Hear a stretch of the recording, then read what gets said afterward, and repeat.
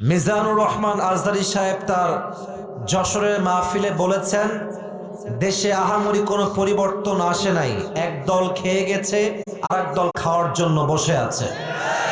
ওই যে কে যেন আজহার নাকি মাঝার একজন আছে, আগে ওরা খাইছে এখন এরা খেতেছে না, কি বলছে না? আপনারা বলেন উনি কি কথাটা ভুল বলেছেন না ঠিক বলেছেন? আপনারা বাঘের মতো আমাকে উত্তর দিবেন আওয়াজ করে। প্রিয় কলিজার টুকরা রংপুরের ভাইরা, আজহারী সাহেব কি কোনো দলের নাম উল্লেখ করেছিলেন? এই যে আস্তে কথা বললেন, কোন দলের নাম বলেছেন? কোন ব্যক্তির নাম মেনশন করেছেন? উনি জাস্ট বলেছেন এক দল খেয়ে গেছে আর এক দল খাওয়ার জন্য বসে আছে, এতেই কিছু লোকের গায়ে আগুন ধরে গেছে।